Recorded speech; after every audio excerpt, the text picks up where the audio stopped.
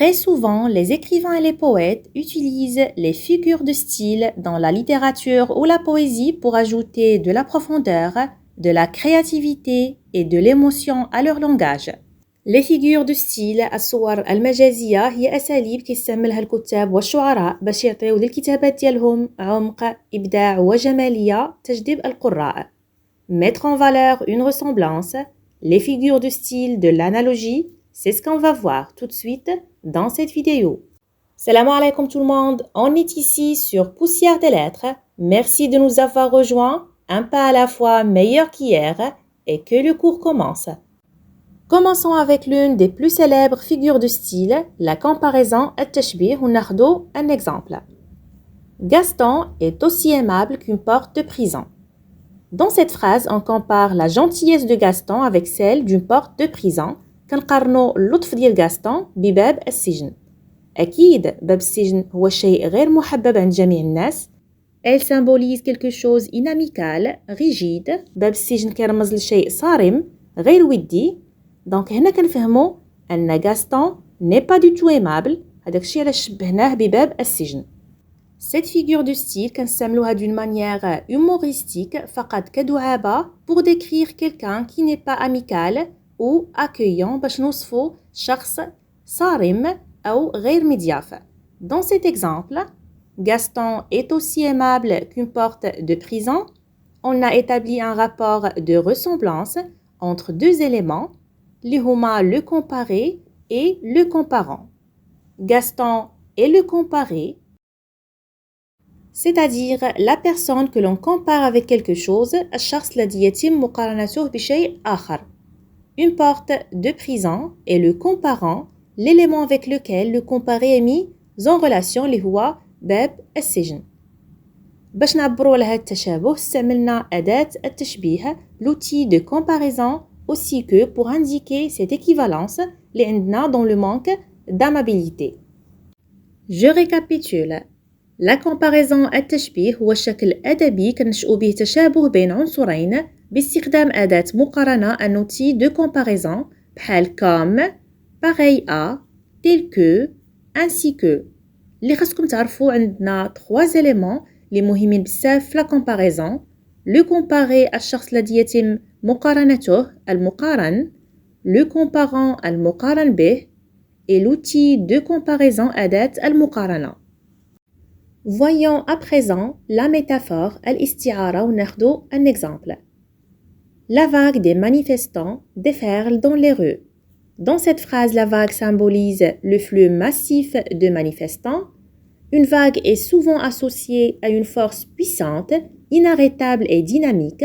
في هذه العبارة الموجة كتمثل المتظاهرين. الموجة هي قوة طبيعية فعادة الموج كيكون قوي ومتواصل. كنفهموا من هذه الميتافور بأن المتظاهرين خرجوا بقوة الموج في الشوارع بمعنى صعب الإيقاف ديالهم. في هذا l'exemple عندي 2 éléments, le comparé et le comparant. Le mouvement des manifestants est le comparé, c'est-à-dire l'élément réel auquel la métaphore fait référence, العنصر الفعلي والحقيقي اللي بغينا نشبهوه.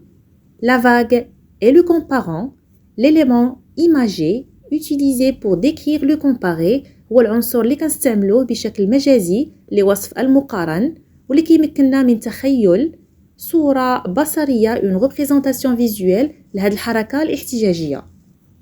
لاحظوا معايا cette métaphore. La vague des manifestants déferle dans les rues.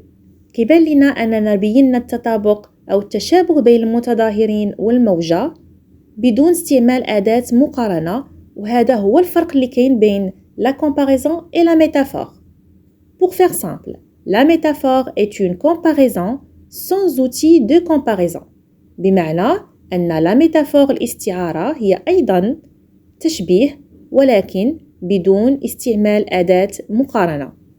Et terminons avec la personnification التجسيد أو تشخيص وناخدو un exemple.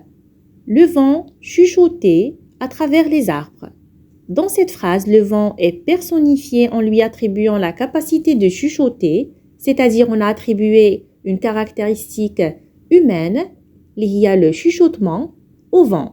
عطينا صفة إنسان الهمس للرياح. في هذا l'exemple عندي 2 éléments, un comparé inanimé اللي هو le vent et un comparant animé exprimé par le verbe chuchoter. نحاولوا نفهموا المعنى ديال هاد لا فيغور. Le vent chuchotait à travers les arbres. العبارة كتوصف لنا صوت الرياح وكتعطيه صفة إنسان الهمس le chuchotement. هنا الكاتب خلق مشهد طبيعي ومريح خلانا نتخيلوا فيه الرياح كأنها تهمس باش يعطي للعبارة صورة حيوية. Je récapitule. La personnification représente une chose, un animal, une idée ou un concept sous les traits d'une personne. بمعنى كنعطيو صفة إنسان لفكرة جماد أو حيوان. Maintenant, c'est à vous de pratiquer. Identifiez la figure de style qui figure dans chaque phrase. Je vous laisse un instant pour réfléchir et on se retrouve juste après pour la correction.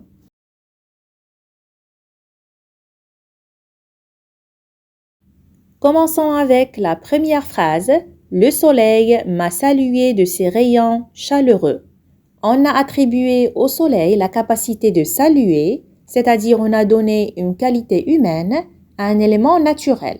عطينا للشمس صفة إنسانية واللي هي القدرة على التحية. Donc, c'est une personnification.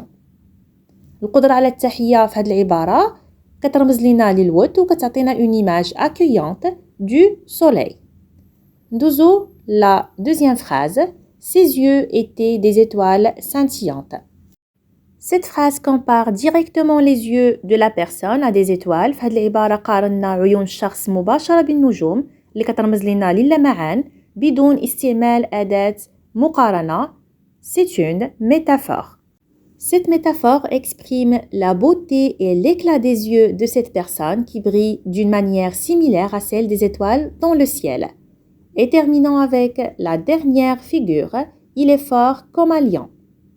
On a souligné la force de la personne en la rapprochant de la puissance d'un lion.